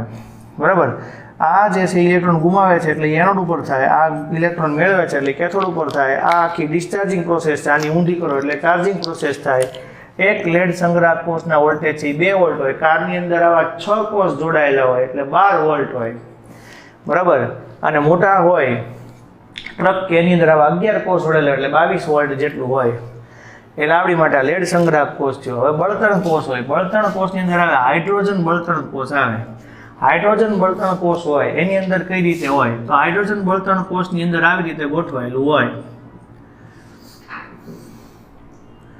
આપણે માટે હાઇડ્રોજન બળતણ કોષની આકૃતિ દોરવા જઈ રહ્યા છીએ. આપણે આવી રીતે ગોઠવાયેલું હોય. એક છે પ્લેટિનમનો ભાગ હોય, બીજો પ્લેટિનમ પ્લસ સિલ્વર ઓક્સાઇડનો ભાગ હોય. આ બાજુથી હાઇડ્રોજન આવશે, આ બાજુથી આપણા માટે ઓક્સિજન આવશે, અહીંયાથી દાખલ થાય પાણી. હવે અહીંયા સાંદ્ર NaOH નું દ્રાવણ હોય. આ જે છે એ આપણા માટે સાંદ્ર NaOH નું દ્રાવણ હોય. આ જે છે એ આપણી માટે પ્લેટિનમ હોય અને આ જે છે એ આપણા માટે પ્લેટિનમ પ્લસ સિલ્વર ઓક્સાઇડનું દ્રાવણ હોય. બરાબર. હવે એનોડ અને કેથોડ ઉપર પ્રક્રિયા થાય. મોટે ભાગે આ એનોડ તરીકે વર્તશે, આ કેથોડ તરીકે વર્તશે. હવે એનોડ હોય એના ત્યાંથી આપણે હાઇડ્રોજન દાખલ થતો હોય અને કેથોડ હોય ત્યાં આગળ આપણી માટે ઓક્સિજન હોય. હવે પ્રક્રિયા તમે પાણી હારે કરો એટલે પ્રક્રિયા તમે OH- હારે કરો એટલે આપણને શું મળશે, અહીંયા કે એનોડ ઉપર હાઇડ્રોજન છે એના પરથી રાસાયણિક પ્રક્રિયા થઈને આપણને શું મળે, પાણીને ઇલેક્ટ્રોન છૂટા પડે. OH- હોય તો H2O મળે અને 4 ઇલેક્ટ્રોન છૂટા પડે એટલે આપણી માટે 2H2 થાય ઓર 4OH- થશે તો આપણી માટે અહીંયા આવશે આ H2O બનશે. બરાબર. એટલે ટોટલ 4OH- થાય તો 2H2O બને. 4 હાઇડ્રોજન થઈ ગયા અહીંયા. બરાબર. 4OH- થશે અને હાઇડ્રોજન છે એ ટોટલ H2 થશે. OH- માંથી 4H2O થશે. O2 હશે, 4 ઇલેક્ટ્રોન છે એ મેળવશે તો 4 ઇલેક્ટ્રોન છે એ મેળવશે તો એમાંથી પાણી સાથે પ્રક્રિયા થાય. જો અહીંયા હું પાણી સાથે પ્રક્રિયા કરું તો એમાંથી મને શું મળશે, 4OH- મળશે. બરાબર. એટલે ટોટલ 4 ઓક્સિજન થવા જોઈએ. 4 હાઇડ્રોજન થયા. 4 H2OH- 4 H2 મળે. અહીંયા 2 મોલ હાઇડ્રોજન આવે એટલે ટોટલ 4 × 8 થઈ ગયા, 4 ને 3 8, 4 ઓક્સિજન પૂરું થઈ ગયું. અહીંયા આવી રીતે જોઈએ તો અહીંયા 2 મોલ H2 આવશે, 2 મોલ ઓફ H2 આવશે એટલે 4 ઓક્સિજન તો 2 ને 2 4 ઓક્સિજન થઈ ગયા તો 4 હાઇડ્રોજન થઈ ગયા. હવે આ રિએક્શન એનોડ અને કેથોડ ઉપર થાય તો હવે કઈ રીતે થશે જુઓ તમે. 4 ઇલેક્ટ્રોન ગુમાવે છે, 4 ઇલેક્ટ્રોન મેળવે છે, ઉડી જશે. આ 2 અહીંયા 4OH- આ 4OH ઉડી જશે. 2H2 plus O2, 2 mall of H2O. આમાંથી આપણને મળશે 4 મોલ ઓફ H2O. આ ઓલી બાજુ જશે 2H2 પ્લસ O2. 4 માંથી 2 વહી જશે એટલે 2 મોલ ઓફ H2O થશે. 2 મોલ ઓફ H2O જે વોટરના પાણીના મળે એની ડેલ્ટા એચની વેલ્યુ છે એ આપણા માટે 571.70 કિલો જૂલ પર મોલ થાય. આ 2 મોલ પાણી, 2 મોલ પાણી માટે છે. 1 મોલ માટે જો તને ભાગવું પડે. બળતણ કોષમાંથી મળતી ઉર્જા છે એ આપણા માટે પ્રદૂષણ રહિત છે. બરાબર. બળતણ કોષના વોલ્ટેજ છે 1.23 વોલ્ટ જેટલો હોય. એટલે આપણી જે આખી પ્રક્રિયા હોય એમાં છેલ્લે 1.23 વોલ્ટ જેટલા બળતણ કોષમાં મળતા હોય. 70% છે એ ફાયદો થાય, પ્રદૂષણ રહિત હોય. 70% છે એ પ્રદૂષણ ન થતું હોય એમાં છે જે, અને કાર્યક્ષમતા 70% જેટલી હોય. આવા બધા વણાકબોરી ધોવાણની બધી બાજુ છે એ બધા થર્મલ પાવર સ્ટેશન છે. પણ આપણે જો હાઇડ્રોજન ફ્યુઅલ સેલનો ઉપયોગ કરીએ તો આપણને એનર્જી વધારે મળી રહે. અને આવી રીતે એપોલો યાનમાં પ્રવાહી હાઇડ્રોજન અને પ્રવાહી ઓક્સિજનનો ઉપયોગ કરીને એ લોકોએ બળતણમાંથી પાણી મેળવ્યું હતું. બરાબર. છેલ્લો ટોપિક છે ક્ષારણ. ક્ષારણ આપણે જોઈએ તો ધાતુ છે એની સપાટી પર હવા પાણી કે હવા પાણીની હાજરીમાં કે ભેજની હાજરીમાં કાટ લાગવાની જે ક્રિયા છે એને આપણે ક્ષારણ કહેવાય. તો ક્ષારણ છે આપણી માટે હવા પાણીની હાજરીમાં, ભેજની હાજરીમાં ધાતુની સપાટી ઉપર કાટ લાગવાની ક્રિયા છે. તો ધાતુની સપાટી પર કાટ લાગવાની ક્રિયા હોય એને આપણે ક્ષારણ શું કહેવાય? કોરોઝન શું કહેવાય? સૌથી પહેલાં કોઈ પણ ધાતુની સપાટી પર રંગ કરીએ, રંગ ઉકળી જાય એટલે પાછું ભેજના સંપર્કમાં પાછું કાટ લાગવાનું શરૂ થાય. હવે તો બધા રેડ ઓક્સાઇડ પાવડર આવે છે એટલે કાટ લાગવાની ક્રિયા છે એ ઓછી થઈ જાય, એટલે એનો લાંબુ આયુષ્ય વધી જાય લોખંડનું. હવે તમે જુઓ છો રેડ ઓક્સાઇડ TMT સળિયા જ આવે એટલે એને કાટ લાગવાની ક્રિયા છે એ ઓછી થઈ જાય. હવે ક્ષારણ જે છે એની માટે આપણે ઉદાહરણ ખબર હોય કે ચાંદીનો ચલકાટ ઝાંકો થઈ જવો, લોખંડનું કટાવવું. બરાબર. આ એના સામાન્ય ઉદાહરણો છે. તાંબા પિત્તળના વાસણો પર લીલા રંગના ડાઘા પડે. લોખંડ છે એ પોતે એનોડ તરીકે વર્તે અને Fe છે એમાંથી Fe+2 છૂટું પડે અને 2 ઇલેક્ટ્રોન છૂટા પડે. આવું જે લોખંડ હોય એની અંદર કોપરની અશુદ્ધિ જોડાયેલી હોય. કેથોડ તરીકે વર્તે ત્યારે 2 રીતે પ્રક્રિયા થાય O2ની. જો એ 2 જગ્યાએથી 4 ઇલેક્ટ્રોન મળે તો એક વખત હું પાણી હારે પ્રક્રિયા કરું તો આપણને OH- મળે. બરાબર.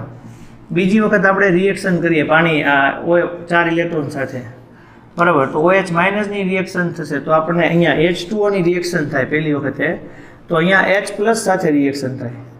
એટલે અહીંયા જ્યારે રિએક્શન થશે O2 સાથે એટલે આપણને OH- મળશે. તો અહીંયા 2 મોલ કરું એટલે આપણને 4 મોલ OH- મળે. તો જો 4 મોલ આપણને OH- મળે, કેટલા મોલ આપણને OH- મળે? 4 મોલ OH- મળે. તો આપણા માટે એ FeOH થ્રાઇસ જેવો કાટ થાય. જો અહીંયા H+ લખું તો આપણી માટે +4 અને -4 થઈ જાય આપણને 2 મોલ પાણીના મળે. તો આપણી માટે Fe2O3 × H2O જેવો લોખંડનો લાલ રંગનો કાટ મળે. હવે હું એમ કહું છું કે આ H+ થી ક્યાંથી આવ્યો હોય? તો જ્યારે વાતાવરણમાં કાર્બોનેટ હોય, એ કાર્બોનેટ વાતાવરણમાં H+ સાથે જોડાય અને H2CO3 બને, કાર્બનિક એસિડ બન્યું હોય. એ કાર્બનિક એસિડનું વિયોજન થાય ત્યારે આપણને આમાંથી H+ મળે. એટલે વાતાવરણની અંદર કાર્બન ડાયોક્સાઇડ હવામાંના ભેજ સાથે સંયોજાય અને કાર્બનિક એસિડ બનાવે. એ કાર્બનિક એસિડનું વિયોજન થાય એટલે આપણને H+ મળે. એની અંદર પ્રક્રિયા થાય એટલે આપણને લોખંડનો કાટ મળે. લોખંડનો કાટ લાગતો અટકાવવા માટે એના કરતાં વધારે ક્રિયાશીલ ધાતુઓ ઝિંક અને મેગ્નેશિયમ કે જેના રિડક્શન પોટેન્શિયલના મૂલ્યો ઋણ હોય અને આપણા લોખંડ કરતાં વધારે હોય, એટલે એ લોખંડની સપાટી હોય, એ લોખંડની સપાટીની ઉપર એને એના ઉપર આપણે શું કરીએ? કોટિંગ ચડાવીએ, એનું આવરણ ચડાવીએ. એ આવરણ ચડાવીએ એટલે એ પોતે એનોડ તરીકે વર્તે અને ઓક્સિડાઇઝ થાય અને એને ક્ષારણ થાય. પણ અંદર રહેલું જે લોખંડ હોય એને કાટ લાગે નહીં.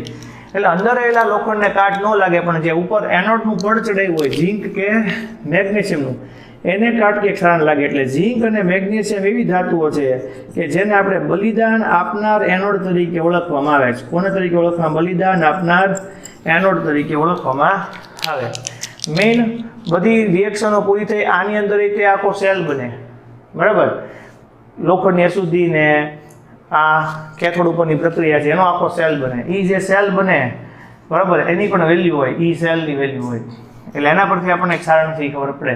ક્ષારણ છે એ રોકવા માટે આપણે એના પર ગેલ્વેનાઇઝિંગ કરવું પડે, તો તેઓ એવા કેટલાક રાસાયણિક નિરોધકો પદાર્થો લગાડવા પડે કે જેથી ક્ષારણની ક્રિયાને આપણે શું કરીએ કે અટકાવીએ. કેમ? આ બધી મોટાભાગની થિયરીઓ છે તમારા ચેપ્ટરની કમ્પ્લીટ થઈ. હવે જે આવે છે એને આપણે આ ચેપ્ટરની અંદર જરૂરી છે સૂત્રો ને એ બધું આવે છે એને આપણે પીપીટીના ફોર્મમાં સમજીએ છે કે આપણને જરૂરી, બાકીનું કહું પછી આપણે MCQ પર જઈએ.